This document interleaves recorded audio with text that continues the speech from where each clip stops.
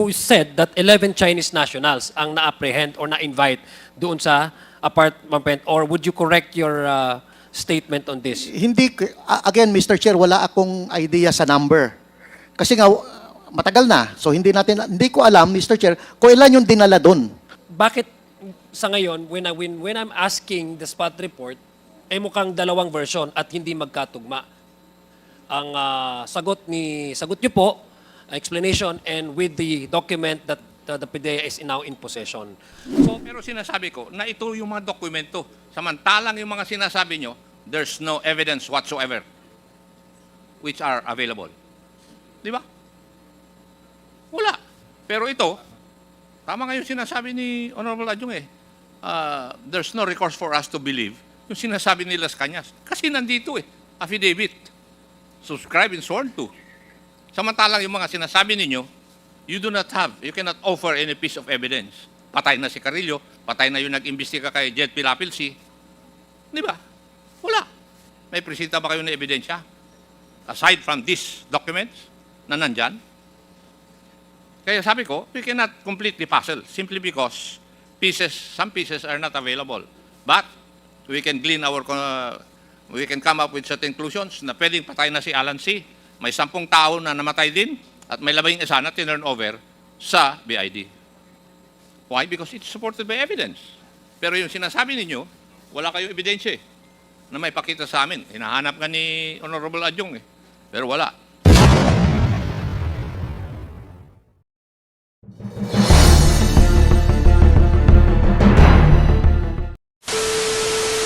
Chair, I'd like to invite to the attention of General Wilkins Villanueva. Sir, magandang gabi po, sir. I'd like to take off from the line of questioning of Congressman Keith Flores earlier.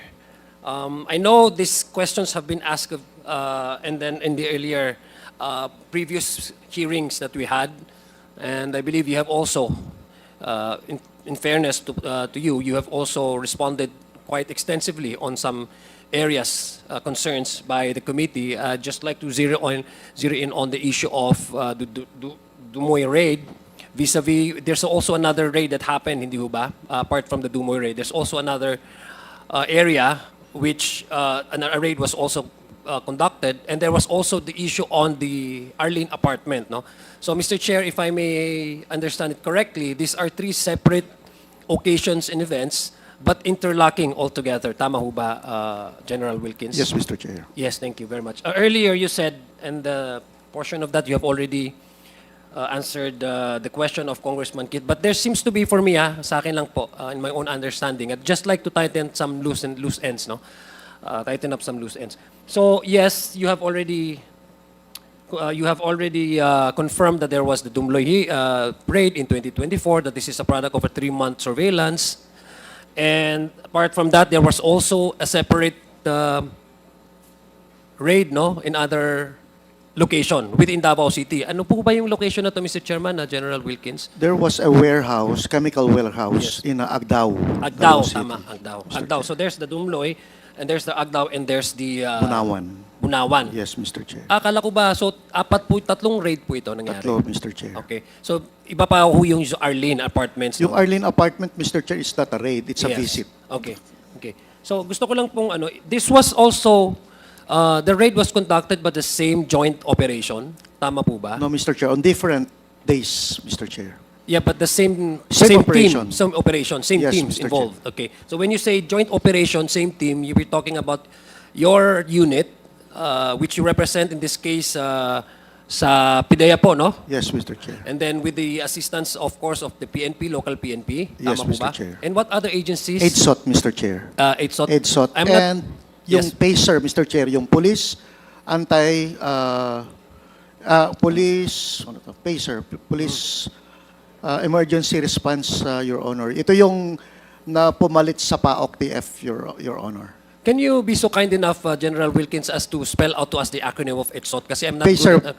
Papa Alpha Charlie Echo No, I mean, Romeo. what does it stand for? Police Anti-Crime and Emergency Response, Mr. Chair. But this is still under, a unit ba ito under PNP or PDEA? Unit yan, sir, that was created to replace the PAOK TF, Okay. Mr. Chair. Thank you. So who heads among these three agencies? What are the coordination in terms of the one on top of everything, no? Monitoring, handling, the surveillance, doing all the directives. Which among these agencies would you say that you'll be your? It was me. It was me, Mr. Chair. Sino po? I had the overall. Yes.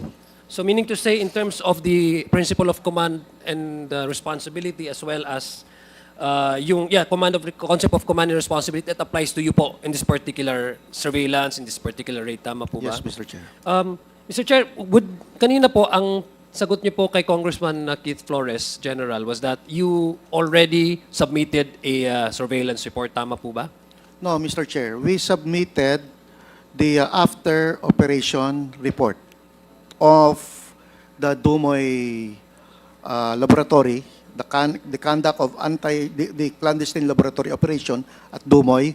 We also submitted a spot report on the raid, on the implementation of search warrant on the warehouse, chemical warehouse at Agdao, Davao City, and also submitted after operation report on the implementation of warrant dun sa Bunawan, Davao City, Mr. Chair. Okay, so Everything was submitted to the National Office of the Philippine Drug Enforcement So, Agency. okay. So, kanina po, and in early previous hearings, you mentioned that you have already invested so much on the surveillance, no?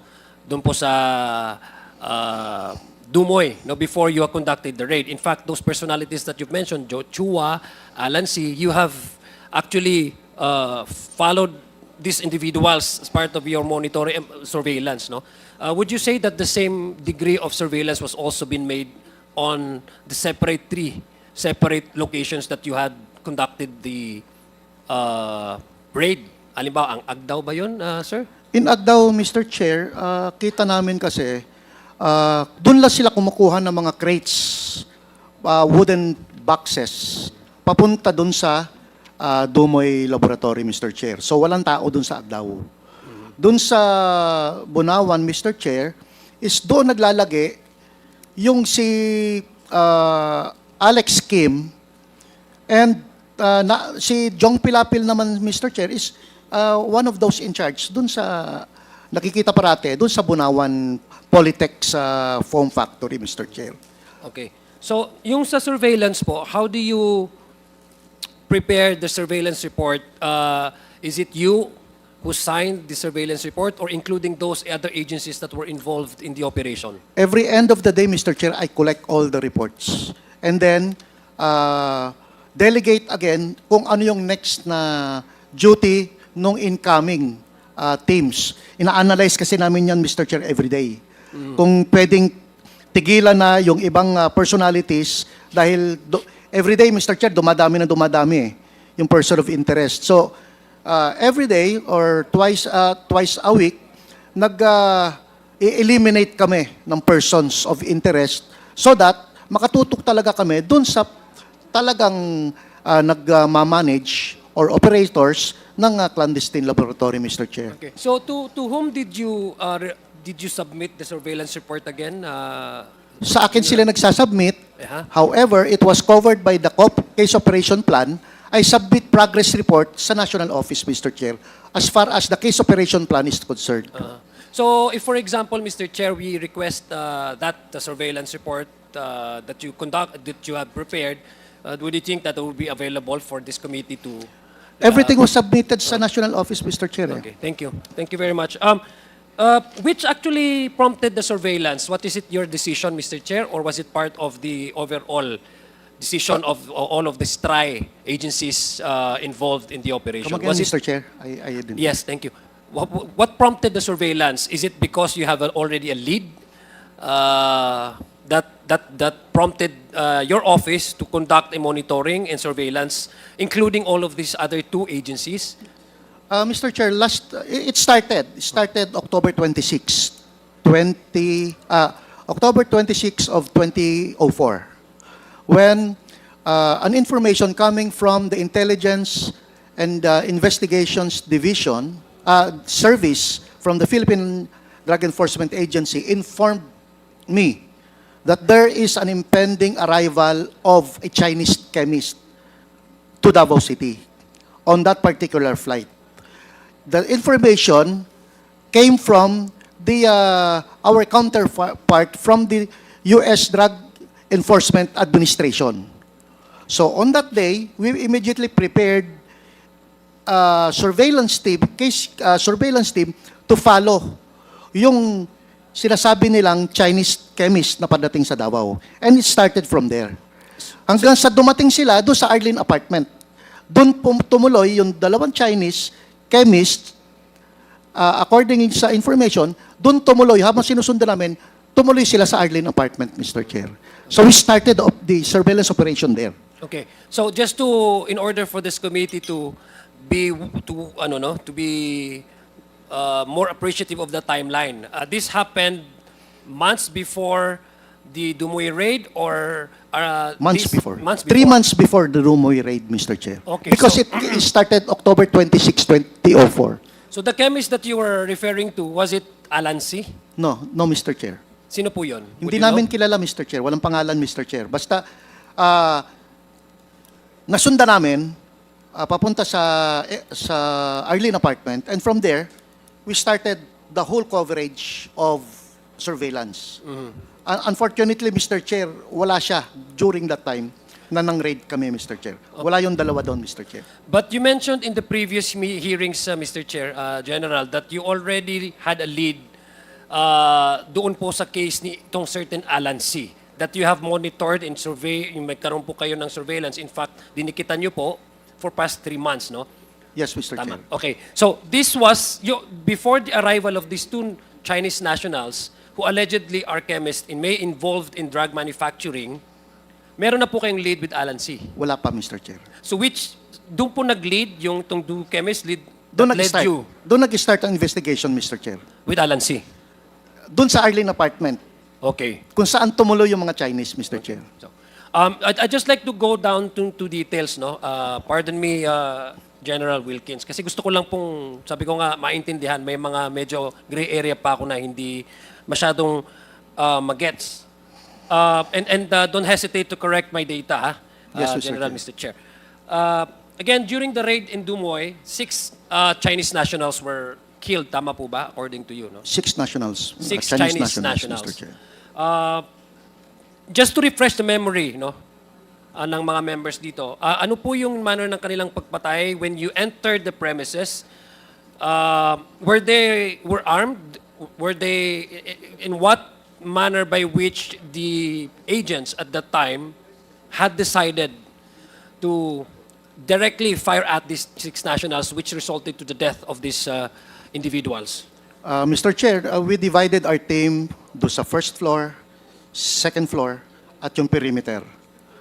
Pagpasok namin, Mr. Chair, kita agad namin lulong yung mga in-check na naandun, sir. Lulong sa droga. Kumbaga, talaga nagwawala yung mga, may baril sila. So, doon nagkaputukan, Mr. Chair. Doon sa conduct of clandestine laboratory operation, Mr. Chair, as much as possible, ayaw namin pumutok doon. Kasi, any spark, may hydrogenator kasi doon sa clandestine laboratory, Mr. Chair. And any It spark... might explode the entire facility. Yes, Halimbawa. explode yung entire facility. That's why ang instruction ko, kasi yun yung training namin, coming from the, trained kami ng United States Drug Enforcement Administration. So wag kayong walang puputok doon hangga't maaari. So yun ang instruction. Pagpasok pa lang namin, Mr. Chair, nagwawala na yung mga in-check na naandun. Pumuputok. Okay. So sinabi niyo po may mga baril sila, which again, let me go back to the surveillance report. Nandun po sa surveillance report na sinait po niyo kung anong klaseng baril ang mga natagpuan niyo po na dala-dala or nasa side ng mga Chinese nationals, which actually made you decide to engage in firefight against, with this allegedly mga drug. Hindi allegedly kasi sabi mo nagdodroga sila, no? Ano pong klaseng mga baril ang may hawak nila? Mr. Chair, during the surveillance operation, wala kami nakikitang baril. Kasi No, I'm sorry. During the raid. spot report. Yes, spot Spot report. report. Okay. Spot report, I cannot remember fully. Basta may nakita kami, may ginamit silang 45 pistol, 1911. May ginamit silang 9mm pistol, 9mm pistol. Hindi ito Mr. Chair. Tunay na ito, hindi paltik. Basta I believe parang may 4 na baril na nakuha doon, Mr. Chair. At yung dalawa, Mr. Chair, is unarmed during that time. But I'd like to say na yung isa doon, Mr. Chair, is nakuha natin doon sa pinakadulo, pinakasulok, nagtatago, doon nakipag-agawa ng baril sa member ng AIDSOT, Mr. Chair. Kaya nakipagbarilan din yung AIDSOT at pinatay din yung isang incheck na unang aagaw ng baril doon, Mr. So Chair. all of this information were available or were Doon sa spot report, sa Mr. spot. Chair. Would you know, Mr. Chair, kung saan nyo po na-submit itong transport sa national? We submitted that to the PDEA National Office. Doon sa National Office mismo, Mr. Chair. Mr. Chair, I'd like to ask Pidea. Pidea, can you confirm whether there is a spot report that were submitted to your office involving the raid at Dumao? Dumao, no? Domoy. Sorry. Sir, Domoy raid? Yes, Mr. In detail, including all of the circumstance by which these Chinese nationals were killed, including all those arms that were also collected within the area, Pedea? Yes, Mr. Chair, but the spot report, sir, is limited in details. What do you mean limited in details? There's a narration of the facts, only the daytime and the place of the incident, and the operating unit. Uh-huh. But the weapons recovered, only one, sir, caliber 45. Can you speak louder po? Sorry po, sir. Medyo mas matanda ho ang tainga ko sa iyo. Only one pistol recovered, sir, that is caliber 45, Yeah. based on the spot report. General Wilkins, you mentioned about a certain arms, but according to ASEC Gumban, this is only one. We don't know, Mr. Chair. Soko na ang nun, Mr. Chair, nag-investigate. Immediately, pumasok na ang Soko doon, Mr. Chair. Okay. But So, we saw firearms there, Mr. Chair. but did May you... picture yun, Mr. Chair. Okay. But did you also include that in your SPART report? Yes, Mr. Chair. Yes, Pidea, I just want to clarify something because this is part of the loose ends that I want to tighten up. Was there any spot report? Was there, narinig niyo naman po si General Wilkins, that firearms were photographed, they were also collected, and they were submitted to you attached with the spot report? Usually, sir, the spot report is just the spot report. Do you have it right now with you? We have the spot report, sir. Okay, can you please read to us the salient features or salient portions of that spot report? Yes, sir. Operation details, date and time, December 31, 2004, 12 o'clock a.m. or that is midnight. Place of arrest, MacArthur Highway, Domoy, Davao City, Davao del Sur. Operation type, search warrant. Issued by Honorable Judge, no name. Can you go directly to the ones that I would like to solicit information from General Wilkins? How many firearms were there reported in the spot report? Weapons recovered. Firearms, ammunition, magazine, quantity of ammunition, 0, magazine 0, description, pistol, caliber 45, no serial number. Who signed that spot report, ASEC Gumban? Who prepared that? This is unsigned, sir, but this is the spot report that we have recovered. That's 20 years ago, sir. I know, but do you have a signature there? That None, sir. None? General Wilkins, is it part of the spot report supposedly that you signed the report? Yes, Mr. Chair. May mga pictures pang kasama doon sa spot report But namin, Mr. Chair. yes, okay. And indicating doon yung mga baril na nakuha, Mr. Chair. Kung saan nakuha yung baril, kung nasaan yung tao, naandun lang. May complete picture yun, Mr. Chair. So I don't know if we are referencing to the same document because apparently ASEC Gumban is reading on the paper, on the document that he's with him now, right now, and there's no signature. There's only one mention of a pistol, and we're talking about 6 Chinese nationals who were killed on the spot. And they were, according to General Wilkins, they were quite, how many pistols would you recall? Parang apat yun, Mr. Chair. Yeah, o but tatlo. it does not go with the Yun- spot report that they Mr. have. Chair. Yes, please. Kasi yung binigay ko sa National Office is the complete spot report. Yung pinapakita nila, Mr. Chair, is coming from the database na, sir. Wala namang narrative doon. Kung in-encode nila yon, hindi kompleto, hindi tama yung pagkakakuha nila doon sa spot report. Kasi, Mr. Chair, yung spot report na pinadala namin, kompleto yon with picture. Okay. Maybe, Mr. Chair, kasi medyo late na rin po, just request, Mr. Chair, that if there's an available spot report, apart from what you're holding right now, Asik Gumban, maybe you can also locate this spot report and then show the committee, or whether that's the only spot report that you have as in relation to Domoy raid.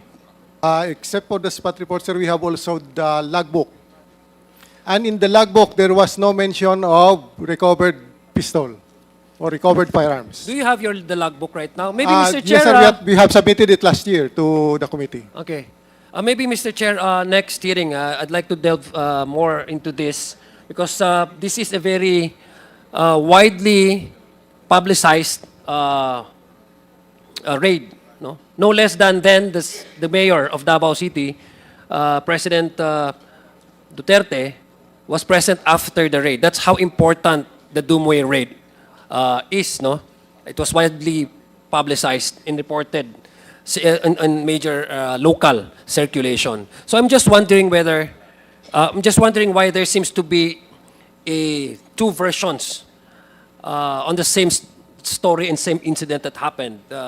General Wilkins, the reason why I ask you to do not hesitate to correct my records because I'm basing my questions on the documents that we are in possession. So right now, I'm looking at the details on how the Chinese were killed and the manner by which they were killed and why they were killed and how many pistols were there sequestered or collected. According to you, kasi kayo po yung head nung operation na yun, and I also believe that you have prepared this spot report, no? How come PIDEA now cannot provide us with the spot report as you described it, when in fact, according to you, you have submitted all of these documents to the PIDEA National? Mr. Chair, I suggest, Mr. Chair, we can also ask the SOCO of Region 11, Philippine National Police SOCO. Kasi sila yung nag-conduct ng after scene of the crime operation. But definitely, Mr. Chair, kasi part of the spot report, may 2 police na tinamaan doon, sir, Mr. Chair, on different places, on different area. Okay. So, imposible na nakikipag-barilan ng police tapos isa lang baril ang nakuha. Okay. I think, Mr. Chair, no, with all due respect and in fairness to you, General Wilkins, kung ako po tatanungin mo, in your professional life, this would be one of your crowning moments because you were able to stop the local manufacturing of drugs. That's the reason why I'm very confused because this is something that you should be proud of. Tapos yung basic na part actually of a protocol of a procedure of a raid that has been already been successfully conducted is yung report in black and white comprehensively at i-report sa national headquarters. In this case, ang PIDEA. I am just trying to let me finish my my manifestation and then later on I'll give you the time to respond. Bakit sa ngayon when I'm asking the spot report mukhang 2 version at hindi magkatugma? Ang sagot niyo po, explanation and with the document that the PIDEA is now in possession. So yes, General Wilkins. Mr. Chair, yung spot report na ibinigay namin, kompleto yon, Mr. Chair. Actually, I have a copy of that spot report before. But nasira lahat yon, Mr. Chair, nung nagkabro ng bagyong Ondoy. Actually, may kopya pa ako sa laptop ko noon during that time. Nakurap lahat yon, Mr. Chair.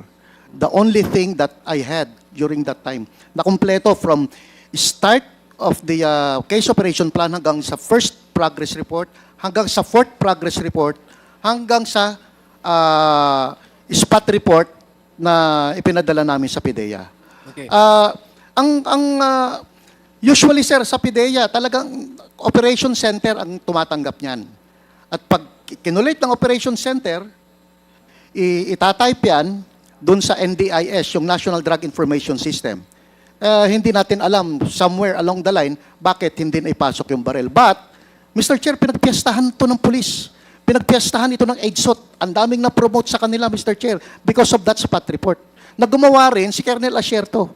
And doon sa spot report ni Colonel Asierto, meron din silang baril na in-report doon, Mr. Chair. It's not only one, Mr. Chair. Yeah, I don't argue on that, and I believe that meron nga spot report. It's just that hindi ko nga mahanap. That's why I'm asking for it. And apparently, Asek Gumban, tama po ba na yan po yung spot report, no? Anyway, this is something that up to now, I'm being confused because sabi ko nga, masyadong importante itong Domoy raid kasi kung from the perspective of law enforcement, successful ito na you were able to not only stop the proliferation of the manufacturing of local illegal drugs, but you're also identified those involved in the local manufacturing of the illegal drugs. It's just so happened that bakit hanggang ngayon wala tayong makitang spot report. And then your explanation po, General Wilkins, does not coincide with the document that Asik Gumban is now reading to us in his possession. So anyway, let me proceed. Kindly wrap up to Congressman Aguilar. Okay, sige. Anyway, let me proceed to another issue, Mr. Chair. Mr. Chair, a short interjection. Yes lang. po. Kasi sinabi po kanina ni DG Wilkins, former DG, na doon daw sa nakita nila nakita nila na lulong sa droga po yung mga tao na nandoon. So have you conducted po yung test or toxicology test or whatever? Kasi baka nagiging judgmental lang tayo. Mr. Chair, dun sa scene of the crime, usually, Mr. Chair, ang addict, normal addict, tutor lang yan eh. Tutor, water pipe, tapos foil. Thank you. Mr. Chair, pagdating nakita niyo namin po? doon, yes, Mr. Chair. Mr. Chair, pagdating namin doon, yung pinaka-water pipe nila is nakalagay doon sa bote ng mineral water. Tapos ang laki ng tutor nila, ang laki ng water pipe talaga. Kasi tinetestingan nila yung gawa nila, Mr. Chair. Although, immediately nakita niyo kasi, Mr. Chair, pag after na neutralize na namin lahat, idinala namin sa Davao Sanitarium. Lahat yon. And unfortunately, pagdating namin doon, all of them were pronounced dead. So wala nang nakapag-conduct ng toxicology or what, kasi patay na lahat yung naandun sa Davao Sanitarium, Mr. Chair. Paano po yung autopsy? Nag-conduct ba ng autopsy? Nag-conduct sila doon. Kompleto naman sila doon, Mr. Chair. Okay. So, yun lang po, Mr. Chair, gusto ko lang linawin, baka nagiging judgmental lang ang sinasabi lulong. So, kailangan natin ng scientific investigation or report. Thank you po. Yes. Mr. Chair, may I continue po, Mr. Chair?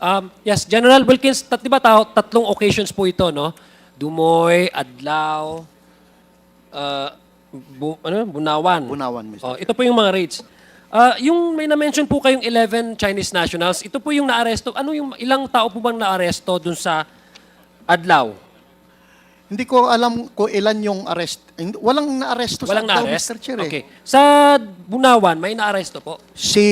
Wala na, Mr. Chair, kasi nakuha na namin si Jong Pilapil Okay. sa Bunawan. Okay. So, yung 11 Chinese nationals, ito yung sa Arlene Apartments. Yes, Mr. Chair. Okay, so this was, yes. 11 people, not necessarily lahat Chinese national. 11 How many of them people, were Chinese? Hindi ko na nga, yun ang isa sa mga ko, Mr. Chair. Kasi ang BID ang niyan eh. It was Carillo and BID. Sila na yung nagdala ng mga personalities sa BID, Mr. Chair, for questioning. From Arlene apartment, Mr. Yung apartment kasi, Mr. Chair, it's about 10-door apartment. So ito pong sa Arlene, let me proceed with Arlene Apartments, no? So 11 individuals and some of them were Chinese, tama po ba? Yes, yes, Okay. Mr. Chair. So this was would it be safe to describe this Arlene apartment as a post-trade operation? Because this is very much connected with Domoy operation that you conducted. Was it a day after or 3 days after?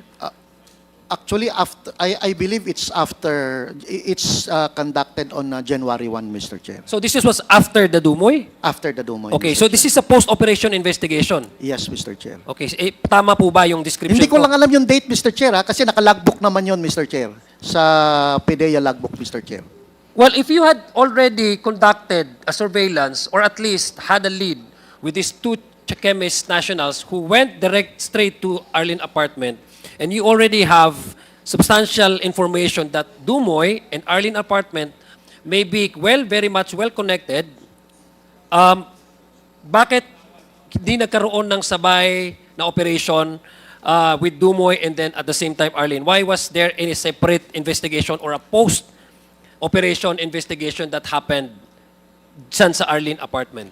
Ang priority namin talaga doon, Mr. Chair, is Domoy, kasi naandun ang clandestine laboratory. So after that, post-operation na lang yung post-operation investigation na yung kinakandak natin after that, Domoy. You said that 11 individuals were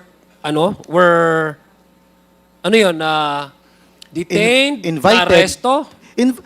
Mr. Chair, kasi wala ako doon eh. Kasi nga, immediately after that, dumating yung mga top-notch ng PNP, AFP, PDEA sa Domoy. So that was January 1. Inasikaso namin sila and we conducted briefing on those top personalities doon sa Domoy, Mr. Chair. And during that time, it was SPO for Carillo and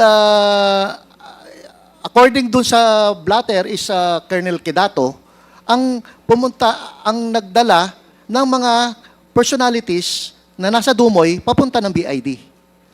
You mean the Bureau of Immigration? Bureau of Immigration, Mr. Chair. Kasi nga, mga Chinese personalities yung mga naandon. But let me correct my data kasi in the previous hearing, Mr. Chair, you said that 11 Chinese nationals ang na-apprehend or na-invite doon sa apartment, or would you correct your statement on this? Hindi, again, Mr. Chair, wala akong idea sa number. Kasi nga, matagal na. So hindi ko alam, Mr. Chair, kung ilan yung dinala doon sa BID, Mr. Chair. Kung 11 yun, then that's 11. But it was recorded and logged through SPO for Carillo. Apparently, ang kasama niya is Colonel Quedato from who was the foreign liaison ng intelligence, PNP intelligence during that time. Yeah, Mr. Chair, who ordered this post-operation investigation on Arlene apartment? Since you were sabi nga kanina, ikaw yung head ng operation Mr. na to. Chair. So command responsibility applies to you. Yes, Mr. Chair. Yes, Mr. Chair. So who Kasi ordered, since you were not there during this investigation, yung pagpunta sa Arlene apartment, since you were absent and you mentioned about SPO for Baltasar Carillo, Yes. no? Yes, sir. Who apparently, it turned out that ito ba si Carilla, same Carilla ba ang Carillo, namatay Mr. po sa Chair. service Yes, after Mr. service. Ito pong si Monty Di Ramos din po, patay din. investigator ko yan, Mr. Chair. Patay din po. Patay na din daw. Okay, since you were not present in the Arlene apartment post-operation, sino po ba sa mga team mo ang po pwedeng mag-corroborate? Kasi gusto kong malaman kung how these nationals or Chinese national were turned over to Bureau of Immigration, which I'd like to ask Bureau of Immigration later on. Hindi ko na malaman, Mr. Chair, kasi ang parati ko naalala is yung team leader ko. And then the team leader chooses yung team niya, kung sino yung pwedeng Pero kayo kasama. po yung nag-order no Yes, ano? yes, Mr. Chair. Yes, Pero Mr. Chair. si SPO4 Baltasar Carillo po yung team leader ninyo. Siya ang operations, chief of operations ko, Mr. Chair. And nakita niya na vital yung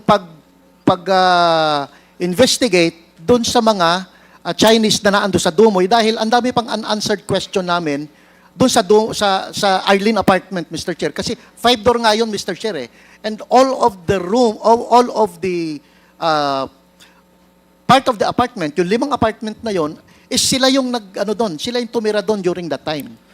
Well, I hope you can still remember the individuals or the officers who were also involved in the post-operation on Arlene apartment. Kasi si Carillo, wala na po siya. Ito si Monty Monte de Ramos, patay na rin po. Alam ko, Mr. Chair, may Can you kasama give us a name? taga Kasi Davao we- City Police Office but I don't know kung sino yung kasama nila eh. I'm sure mayroon pong buhay sa member sa unit I'm na yun. sure, Mr. Chair. Would But you know? kasi, Can you give us names? hindi ko nga matandaan kung sinong member ng Davao City Police Office na kasama namin. Kasi sila yung tumulong sa amin na mag-secure nung Chinese nationals at magdala sa Bureau of Immigration and Deportation, Okay. Mr. Chair. Bureau of Immigration, do we have Bureau of Immigration? Kaya nga, Mr. Chair, kaya nga it's vital kasi public knowledge ito, Mr. Chair, na talagang tanungin natin yung taga Bureau of Immigration kasi sila ang makakasagot doon sa post-operation natin sa Domoy as far as Arlene Apartment is concerned, Mr. Chair. Okay. Bureau of Immigration, do we have, please, sir, can you confirm to us that there was indeed a turnover of 11 individuals, many of them are Chinese, on the date that was mentioned in 2004, immediately after the Domoy raid? These are apparently resident or sila po yung umuupa doon sa 5 doors ng Arlene Apartment. Can you give us provide us some information as to confirm that such turnover of these individuals from the investigative unit to BI, Region 11? Do you have a record? Kasi gusto ko malaman kung sino yung mga involved na members po ng unit na yun. Kasi apparently, dalawa ang na-mention po ay patay na. Yes, Bureau of Immigration. Good evening, Mr. Chair. Good evening, Your Honors. Your Honor, Commissioner Viado wrote the Quadcom today requesting for additional time to locate the files because apparently the files would contain the complete name of the Chinese nationals there, the immigration officials involved in the turnover or whatever operation there is. We are unable to locate the files just now because the storage building used by the immigration was vacated and everything was moved to Malabon in September, Mr. Chair. So right now they're still trying to locate the files. So sa Makatwid, you're having trouble locating the files. Yes, Mr. Chair. But narinig, meron po kayong at least man lang, can you confirm that there was indeed an incident took place in Davao City? We cannot confirm that with certainty, Your Honor, but apparently there was indeed a turnover, but we are not sure of the personalities involved there. That is why the Bureau of Immigration is requesting for additional time to locate the files, Your Honor, Mr. Chair. Okay. Dahil the reason why, Mr. Chair, I'm very much interested in finding out kung ano yung nangyari dito sa mga Chinese nationals at saka yung mga individuals. It's because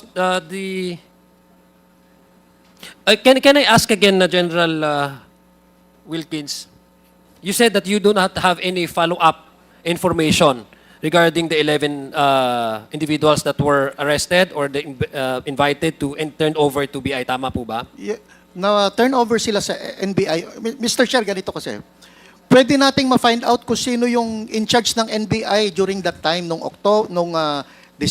January 1, 2004. Kasi yung kung sinong in charge ng BID during that time, yun ang pwede sumagot, Mr. Chair. Kasi sila lang yung makakasagot doon, Mr. Chair. And hindi ko na-follow up yon. Although, Mr. Chair, it's a public knowledge sa Davao City na naandun yung mga Chinese national, Mr. That's why Even media is monitoring those people in the BID. No, I'm not contesting that it really happened. But what I want is a black and white paper that confirms that there was a transfer. Because the reason, Mr. Chair, I'm asking this, it's because there's no information that available as to the 11 Chinese nationals after the turnover. There was not even an information kung anong nangyari kay Alan C. Hindi ho ba? Crowning moment ito eh. Dapat may follow-up yan na information. And I don't think we just leave it at that. After the Domoy raid, the Adlaw, etc., titigil na po ang ating law enforcement agencies. Kung talagang totoong si Alan C. ang mastermind dyan, they could have at least follow up and follow through with the investigation regardless whether General Wilkins Villanueva was still the head of this investigative unit or not. That is where I'm having trouble understanding because it seems that we reached a dead end. Which supposed to be, andyan yung at large pa, si Alan C., kung titingnan natin kasi walang information, 11 nationals. But, this is what confuses me. But, the information that is available, consistent with the numbers, 11 and Alan C., is the testimony in affidavit of Las Cañas and the pronouncement of the former President Duterte. Kaya nga po tinatanong ko po kayo kung ano yung follow-up dito. Kasi if we try to get all the circumstances, the narration, etc., General Wilkins, you cannot provide me, and I wonder why you did not do follow-ups. I'm not saying that you remiss your job, but as, you should have, that's your crowning moment. And Alan C., according to you, is, kumbaga, if we base our appreciation of all these facts that you have presented to us, Alan C. appears to be the mastermind. How come there was no follow-up? How come you cannot even pinpoint kung ano ang nangyari kay Alan C.? Pero, according po sa isang news article and I guess a statement by the former president, ang sabi po niya, and I quote, no, pinapatay ito ang sinabi niya. Ang salaysay po ni Las Cañas, kasama daw sa turnover sa kanya isang taong nagangalang Alan C. Ayun po sa utos ni former Mayor Rodrigo Duterte. Now, that's the only information that we can have available to us after this Domoy raid. That according to Las Cañas, there was an order of turnover and there was a direct order from then Mayor Duterte to, according dito, patayin si Alan C. If there's no available information that we can have, ito lang yung available na information, we cannot fault the members of this committee to believe Las Cañas because you're not offering us a counter-information, kumbaga, other alternative possible narration of what happened to Alan C. You said walang nangyari. Ngayon, according to this report that came out on March 6, 2017, I believe he was already president, ang sa headline, Duterte ordered killing of 11 Chinese drug suspects, which basically that pushes this representation, perhaps some of the members here in this committee, to believe that the numbers that were cited, 11, it coincides with the 11 Chinese nationals who up to now, wala tayong makuha na information from BI, na according to the report, ang sabi po ay niliquidate na. So if General Wilkins, you cannot offer us another information, then you cannot fault this committee to believe in the affidavit because it fits quite perfectly well. I mean, accurately with the Las Cañas affidavit, if you corroborate that, ibangga mo doon sa mga data na sinubmit niyo, which apparently up to now ay walang follow-up na information at hanging yung resulta ng kanyang investigation. From Arlene apartment to BI to the number of Chinese to the claim of Colonel Las Cañas, and even to the statement of then President Duterte. Tama po ba na analysis ko yon na General Wilkins Villanueva? Mr. Chair, yun nga yung kinalulungkot namin. Kasi dalawa yung nakaligtas doon si Johnson Chua tsaka si Alan C. Johnson Chua, yun yung we believe na siya yung nag-finance talaga ng laboratory, Mr. Chair. Limited, during that time kasi, Mr. Chair, limited talaga yung capability namin. Kasi after that, nag-alisan na lahat Kami na lang naiwan So limited yung capability to look for yung as far as manhunt of those two personalities is concerned. Now, yung sila sabi na pumasok sa BID, hindi na alam kung ano nangyari. Mr. Chair, lumabas, may isang mga, according to ex-Senator Trillanes, na galit nga siya dahil ang inilagay doon, dahil Chinese New Year, palalabasin yung mga matatandang incheck na inilagay na idinala sa BID, Mr. Chair. I still can remember that. Hindi ko lang dala yung laptop ko, Mr. Chair. Ibig sabihin, naandun yung mga Chinese personalities na inimbestigahan na doon sa BID, Mr. Chair. Kaya nga, it's really important for the Bureau of Immigration and Deportation to find out sino yung chief during that time. Kasi dapat siyang tanungin natin dito, Mr. Chair. Kasi sila yung tumanggap ng Chinese national dun sa kanilang departamento, Mr. Chair. Yeah, Mr. Chair, we are all serious in really trying to protect our streets from illegal drug trade. We are all serious. We are nobody in this room, Mr. Chair, na magsasabing ayaw namin sa droga. Pare-pareho po tayo dyan. But let's be serious about it, no? kung gusto ho natin talagang mapinpoint kung sino yung mastermind dyan, in this case, sabi nga, si Alan C., wala pang follow-up information, hindi nga natin alam. How can we seriously try to eliminate drug syndicate when in fact, if the only available information that we have is instead of a follow-up investigation, these 11 Chinese nationals could be a very important source of information to follow through your investigation. Because I believe this is not just a local problem. This is an international problem. And apparently, if these 4 Chinese nationals are involved in the illegal drugs, it means to say that we are importing illegal drugs. Kukonek ko po doon sa BIC, merong 6 metric tons, 6 point something billion tons of chabu that were smuggled in the right before our doorstep sa MICP. And it's very saddening, no? If you're really serious in trying to curb illegal drugs, root out illegal drugs from our system, from our country, then that was a perfect opportunity for us to really locate the big fishes, Alan C. But now we can't even know where Alan C is. And yet here comes Las Cañas who are offering us an information that he did put a bullet in the head of Alan C. So it leaves us with no option but to believe in the affidavit that perhaps these 11 nationals were a victim of EJK. Would that be a correct assessment, General Wilkins Villanueva? Hindi ko alam, Mr. Chair, kung But you're offering us no sasang-ayunan ko yon Yeah. or hindi. Basta ang pwede ko lang sabihin is yung meron akong personal knowledge. Napakalaking operation ito, Mr. Chair. Umabot, ang immediate follow-up kasi namin dito, it's not really on immediate sa apartment kasi yung mga naan doon, Mr. Chair, dinoble check namin, wala namang kaming nakita during the surveillance operation na involve yung mga naan doon. Pero, just the same, Chinese national eh. Kaya idiniretso na namin sila sa BID. Dumiretso kami doon sa pwedeng achievable follow-up operation, which is yung nakuha na namin nung May sa Cagayan de Oro, Mr. Chair. Doon kasi yung effort eh. Kukunti lang ang tao namin during that time, Mr. Chair. Kaya yun yung effort namin. Sandali, baka may nakatayo na naman na laboratory dito. Doon kami nag-effort talaga, Mr. Chair. Dahil we know, meron naman akong legal and investigation and prosecution team na magpa-file ng kaso doon sa mga nahuli namin. So, pinabayaan na natin yon. Ginawa na nila yung trabaho nila. We went on another possible laboratory which is, doon namin nakuha, doon sa Cagayan de Oro naman, Mr. Chair. Okay. For my last point, Mr. Chair, no, sayang lang. Kasi seryoso naman talaga tayo, lahat tayo, na itanggalin ang illegal drugs sa atin. Suportado. And I would like, and I even commend you for your services to the government. But ito lang po ang nakikita natin based on all of the raids that happened. And I think this is a lost opportunity sana. Jed Pilapil appeared before this committee and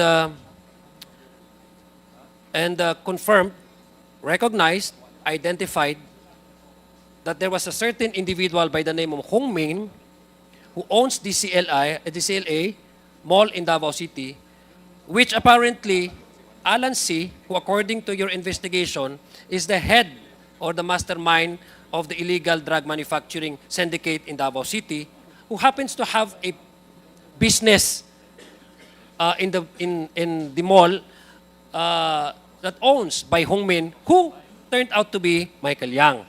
That's a lost opportunity. Sana, if we follow through, mas malaki pa yung makukuha nyo. Alan C. is nowhere to be found.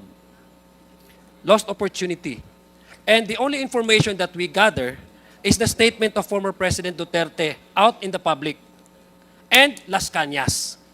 Mind you, General Wilkins, we don't make up stories here. We based our understanding on the documents that you submit, on the statements of any officials involved during the Dumlao and many other areas in Davao raids. No less than the former President said, pinaliquidate niya yung 11 Chinese. So you cannot fault the members here if we believe that because you offer us no alternative, no other information than the information of Las Cañas, corroborated by then the statement came out. I don't know if it's an interview, but this is already out, and you can search that, you can Google that. The interview was there. Conducted on March 6, 2017. He was already the president. That's a lost opportunity. If indeed, if we believe it to be true, what the president said in this interview, then the 11 Chinese could have been a very important source of information to track down transnational crimes. Sayang lang. Kasi naging, kung according to the statement of then President Duterte, ay naging produkto sila ng EJK. It's an EJK because they had no other ways to defend themselves before the court. They were not even deported to China. I don't know if BI was already coordinated with the Chinese embassy to deport these Chinese nationals, but according to Las Cañas, they ended up with the bullets in their heads. Mr. Chair, marami pong salamat sa opportunity. And thank you, General Wilkins, for your service to the country. Mr. Chair. Thank you, Congressman Adyong. Just a short interjection, follow-up question dun sa tanong ni, before I recognize Congressman Acop. With your indulgence, Congressman Acop, kanina kasi nakikinig ako sa statement ni General Wilkins Villanueva. Sabi niya na 3 months yung surveillance operation, no? Kay Alan C. And yet, after the raid, we don't know where Alan C. is. Correct? So, wala na tayong idea ano nangyari sa kanya, saan siya napunta, siya ba'y napatay, siya ba'y nakatakbo, siya ba'y nakatakas. Pangalawa, it was a big operation on a certain Mr. Johnson Chua, who is a known drug personality. No? And malaking operation yan, meaning lahat ng intel nyo, ginamit nyo, lahat ng surveillance na ginawa nyo, ginawa nyo. But apparently, after the raid, nawala na rin si Johnson Chua. No? Ngayon, doon sa tanong ni Congressman Adjong about the 11 Chinese, no, na nando doon sa Arlene apartment, di ba? Nabanggit mo yun, nasa Arlene apartment. Inaresto ba sila? Hindi ko alam kung paano inano ni Carillo yon, Mr. Chair. Kasi kasama si Colonel But Quedato Carillo was under doon sa you. logbook. Si Carillo ay under sa'yo, no? Yes, Mr. Chair. And does he act upon your orders or he acts independently? Yun na kasi yung follow-up na dapat doon sa Arlene apartment, Mr. Chair. So, Follow-up, I surmise na they were invited for interview, Mr. Chair. But since napakarami ng hawak ang PIDEA during that time, is ipinasok namin sa Bureau of Immigration para doon So, mag-conduct na investigation, Mr. Chair. It was upon your orders na tinurn over ito sa Bureau of Immigration. Yes, Mr. So, I'm sure, dahil tinurn over mo yan, meron kang record of turnover, no? I believe so, Mr. Chair. So, do you have a copy or does PIDEA have a copy of the records of the turnover ng mga Chinese dun sa Bureau of Immigration? Do you have that? Only in the blatter report, sir. Only the blatter report.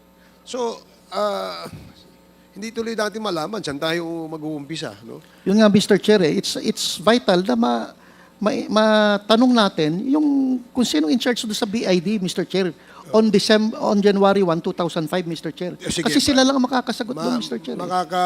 Ma-access naman natin yan. So, it's just that parang mahiwaga lang na nakawala yung malalaking drug personalities na supposed to be under your eye, under your watchful eye, ika nga, no? Kasi surveillance nyo itong mga to. Si Johnson Chua, si Alan C. And then ngayon, no one knows, no one can tell us where are they. Do you have any idea kung nasan sila? Yung information, sir, is Johnson Chua immediately went to China. After nung sa raid doon sa Domoy. But diba, he was under surveillance ninyo eh. Paano nakalusot sa inyo yun? Paano nakatakas sa inyo? If he was really under your surveillance, Yun nga, Mr. Chair, dahil kokonti lang talaga yung less than 20 lang kami noon, Mr. Chair, sa PIDEA. But yung PNP, hindi ba joint operations? Yes, Mr. Chair. After the operation, the Domoy, nagbalikan na. So ang naiwan na lang is AIDSOT na lang, tsaka kami. But who Mr. was Chair. doing di niyo ba kinontinue yung surveillance? Yung surveillance, Mr. Chair, halos twice a week pinapasok sa akin or every day. Sige, anina lang natin yan. Explore natin ulit yan pag mahaba yung panahon natin. So, Congressman Acop, you're recognized. Thank you, Mr. Chair. Yung theory ko, iba po dun sa theory ni Honorable Adjong. May I know, General Villanueva, you said that the big guns from offices from Manila came to Davao, may I know what date they arrived? January 1, 2005, Mr. Chair. January 1. Nangyari yung mga raids December 31, gabi. Would that be correct? Yes, Mr. Chair. Tapos January 1, immediately, nakarating yung mga big guns sa Krame. Yes, Mr. Chair. Sino kaya nag-report sa kanila yung pangyayari? Mr. Chair, ako, Mr. Chair. Actually, Mr. Chair, in-report ko na agad kay General Abinido yung Mr. Chair prior to the implementation of search warrant. Yeah. Ang sabi nga sa akin, Mr. Chair, is wag muna at New Year yan. Okay. Yun lang po ang gusto kong pakisagot lang po yun. Now, a certain Carillo is a member of your unit then. Yes, Mr. Chair. Yes. Ang hinahanap ni Honorable Adjong yung 11. Tama?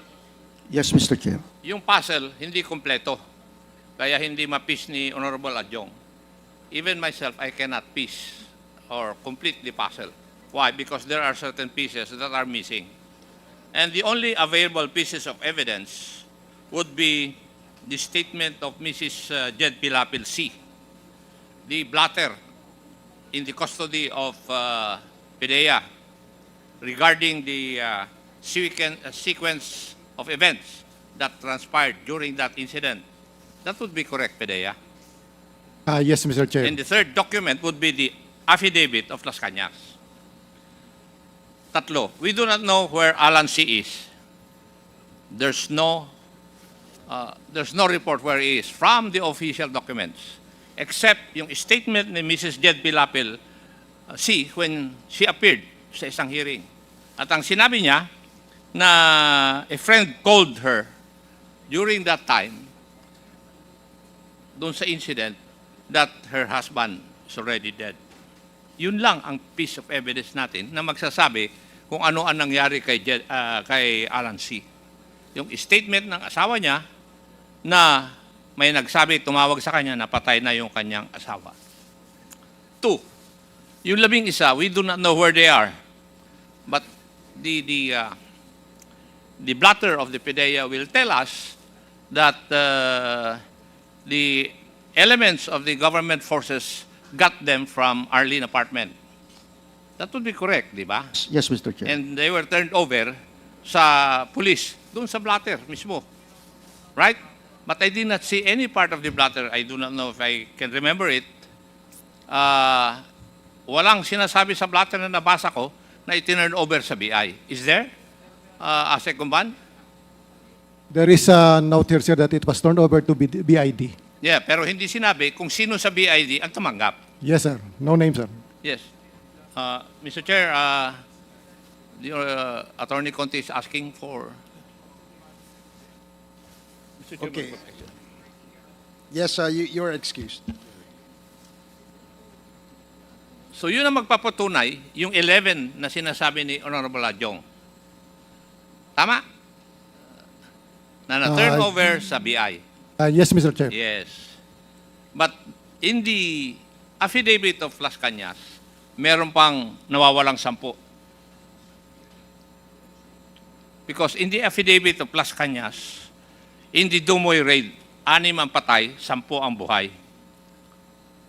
And the 10 persons who were alive then were turned over by Carillo to Las Cañas. And according to the affidavit, gusto pa ngang sumama ni Carillo para daliin yung 10. So yun ngayon ang supported by documents. That is why I have another theory doon sa theory ni Honorable Adjong. Kasi tatlo yung grupo ng tao. One, si Alan C. Ang nagsasabi lang ang sitwasyon niya, sinabi ng isang kaibigan ni Mrs. C na patay na yung kanyang asawa. Yung 11, ang ebidensya lang na may 11 na taken from the Arlene apartments yung blatter na nandun sa PIDEA. Correct, Asek Kumban? Yes, Mr. Chair. Yes. Pero another document, yung affidavit ni Las Cañas, nagsasabi may 10 tao pa. What can you say about that, General Villanueva? I can say anything about Mr. Las Cañas, Mr. Chair. But yung sa Arlene apartment, That would you agree that Las Cañas was there in Davao during that time, 2004? come again, Mr. Chair. Would you agree that Las Cañas was there in Davao in 2004? Kasi 20 years ago ito eh. Hindi ko, Mr. Chair, hindi ko kasi kilala si Las Cañas eh. Never talagang nakita ko si Las Cañas at hindi ko siya kilala, Yeah, Mr. Chair. pero sinasabi ko na ito yung mga dokumento. Samantalang yung mga sinasabi nyo, there's no evidence whatsoever which are available. Di ba?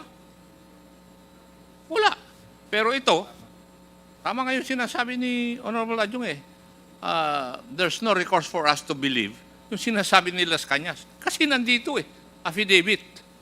Subscribe and sworn to. Samantalang yung mga sinasabi ninyo, you cannot offer any piece of evidence. Patay na si Carillo, patay na yung nag-imbestiga kay Jed Pilapilsi. Di ba? Wala. May presenta ba kayo na ebidensya? Aside from these documents na nandyan? Kaya sabi ko, we cannot complete the puzzle simply because some pieces are not available. But we can we can come up with certain conclusions na pwedeng patay na si Alan C. May 10 tao na namatay din at may 11 na tinurn over sa BID. Why? Because it's supported by evidence. Pero yung sinasabi ninyo, wala kayong ebidensya eh, na may pakita sa amin. Hinahanap nga ni Honorable Adjung eh. Pero wala. So that is the current situation. Thank you, Mr. Chair. Mr. Chair, Thank you, Congressman Acop. Yes, Congressman Abante. I would like to just refer this to Major General Salvador, no? Because there are 2 still active police officers that are involved in the killings. We have actually asked them to be here, no? One is Colonel Patay, who admitted that during his time in Batasan as station commander, that more than 100 people were killed under his command. Ito, command responsibility ito, no? Pangalawa, si Colonel Marcos, who admitted that he was the leader of a contingent of 20 people that went to the jail where Mayor Espinosa was detained. And he told his deputy, a major, to enter the jail with 6 of his men on the basis of a search warrant, and then they got out, and all of a sudden, Mayor Espinosa was killed. Still, these 2 police officers do not have any cases against them. Now, Colonel Marcos has said that all the cases he had were dismissed. Were dismissed. So I would like to find out from General Salvador, what would you do, for example, with these 2 still active police officers? Command responsibility yan. We will refer the case to the DIDM, Your Honor, the Directorate for Investigation and Detective Management. They are the ones, the offices that oversee cases like this, of course, with the authority coming from the Chief PNP. I would strongly suggest, Mr. Chair, that Colonel Patay and Colonel Marcos should be held accountable under the law of command responsibility on the deaths that that happened in their command, Mr. Chair. Also, I'd like to ask Mr. Chair, upon reading the affidavit of Miss Nova Princess Parohinog, I'd like to quote the last 2 paragraphs of this affidavit, where she said, "Despite being innocent, I was wrongly convicted of a crime fabricated by the police. I continue to face prosecution for other baseless charges in which I have no involvement. The Duterte administration's so-called war on drugs has claimed far too many lives, including those of my loved ones.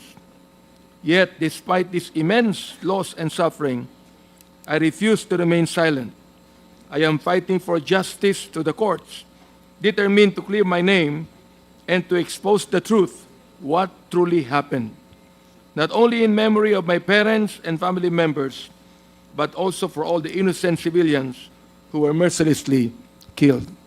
I have actually mentioned to you, Mr. Chair, that during our hearing in the Committee on Human Rights, that Ms. Nova Princess Paruhino wrote me a letter asking that she be invited in the hearing. So, I believe that she has the right to be heard, Mr. Chair, because I believe that she has a lot of things to say about what happened to her and her family during the war on drugs of the last administration. So, may I make a motion, Mr. Chair, that we, in the next hearing we have, to invite Nova Princess Parohinog and also to invite Herbert Culango, that I believe would be able to corroborate the statement of Kerwin Espinosa on fabricating stories implicating former Senator and Secretary of Justice Lala de Lima. I also would like to invite once again Kerwin Espinosa and Colonel Espinido on the next hearing, Mr. Chair. I so move. There is a motion to invite the personalities mentioned by Congressman Abante, and this was duly seconded. And hearing no objections, the motion is approved. So, Comsec, please take note of the request of Congressman Abante with respect to the personalities to be invited in the next committee hearing. So, since there are no other members who wish to interpolate, we'd like to thank our resource persons for patiently staying and patiently listening. And of course, thank you for attending this first hearing of the Quadcom for the year 2025. And we Mr. do Chair, expect... I included Colonel Espinido to be invited. Yes, no? yes. And we do expect that the next hearing, you will still be around and willing to cooperate with the committee. So, maraming salamat po sa inyo at Happy New Year. Thank you.